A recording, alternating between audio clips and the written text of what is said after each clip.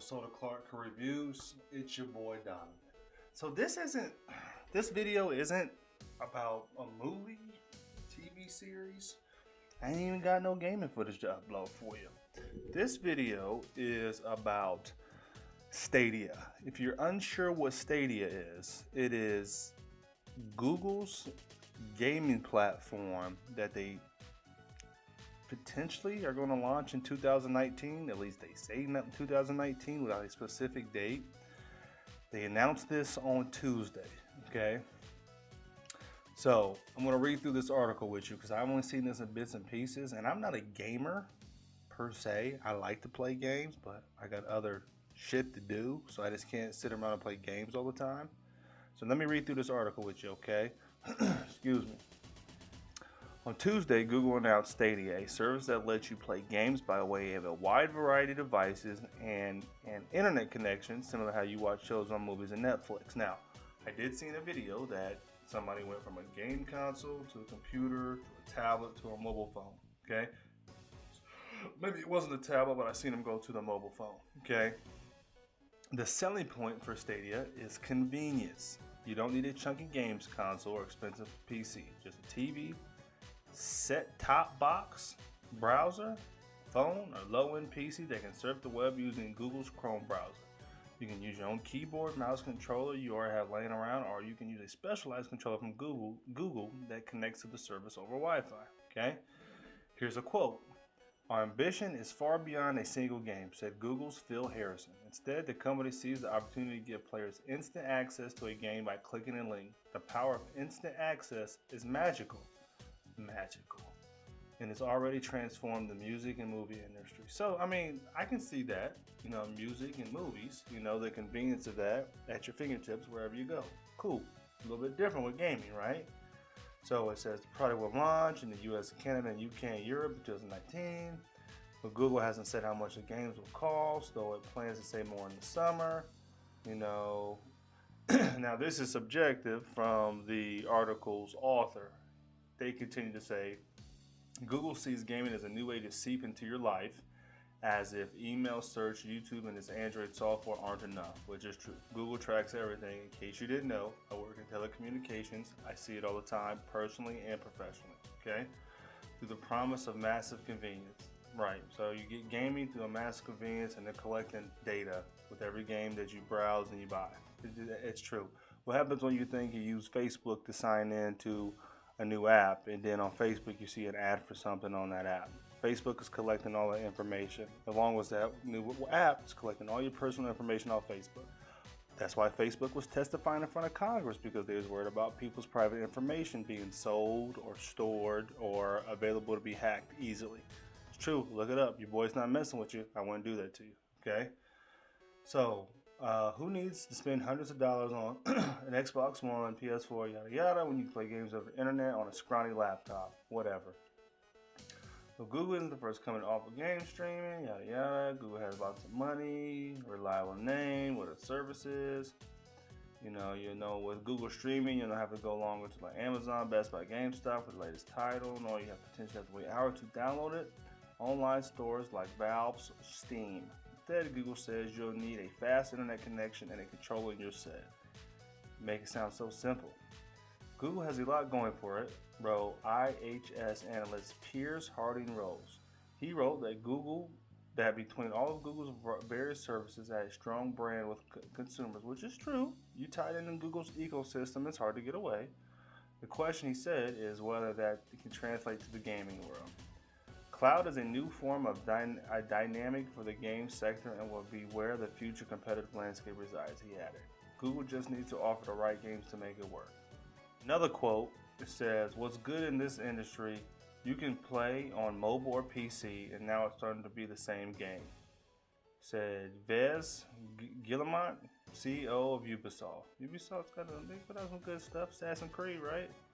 Who's been working with Google on streaming game technology for 6 years.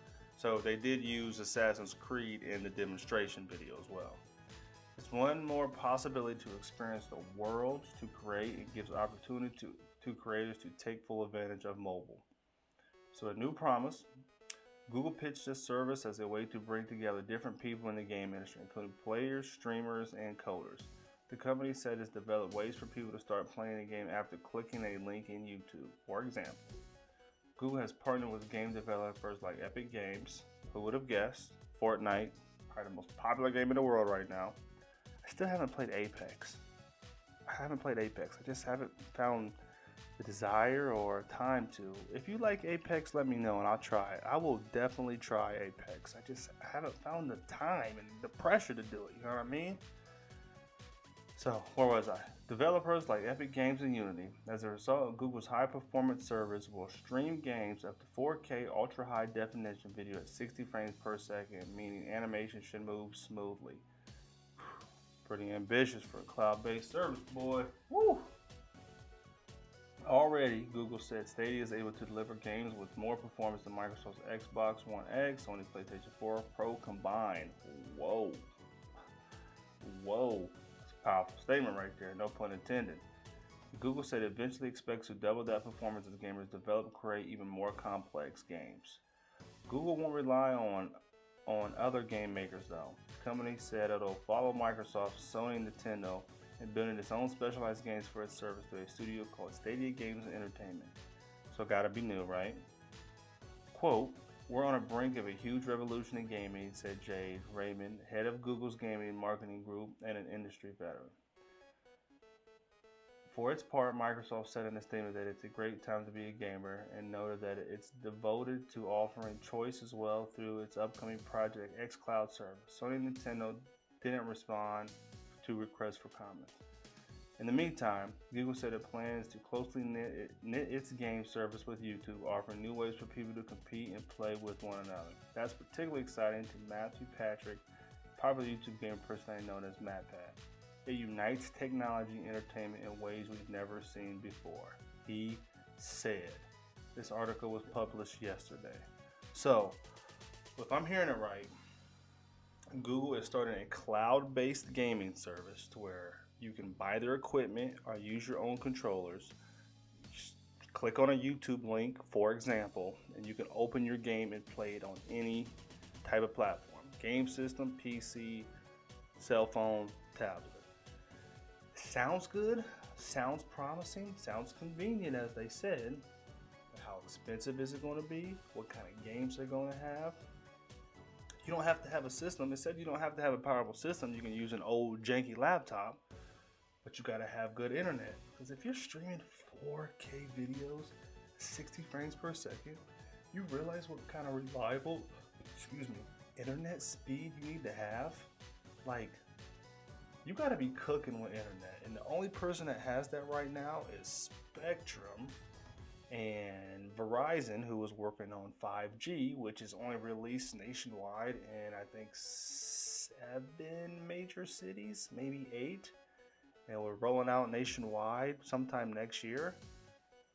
Now, if 5G is as fast as they say it's supposed to be, and Verizon's home internet is reliable as we hope it will be, that will be fantastic. So combination with 4K cloud gaming with 1 gigabyte per second speed, that'll be fantastic. And you can get that anywhere. My only thing is, are they going to change the format of the games quality wise for it to be on a different system? So if I'm like on my laptop, which is 4K, and then I go to my phone, which a lot of the phones do 4K now, but like, is the quality going to have to be different? Or like they said, a scrawny laptop, and it does 720.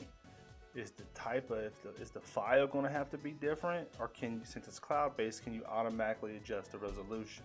I know a lot of the gaming systems, it's not cloud-based, but you can download games directly to you. Well, that wouldn't be the same because you're actually downloading the file to your gaming console. So, but cloud-based, if it's a Google service, you log into the Stadia and you picked up right where you left off, whether you have the app or link, whatever, right there on whatever device you're using. You know what I mean? Cloud-based at 4K. Nobody, if you can use your own controller, nobody's going to buy theirs, right? But they'll probably do something to where certain games require that controller. They're developing their own games.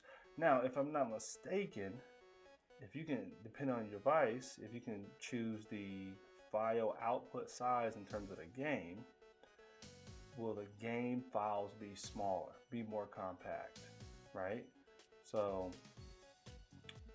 probably not, because probably be one size, because if you can change the resolution, it'll have that available too, like a YouTube video, I would guess.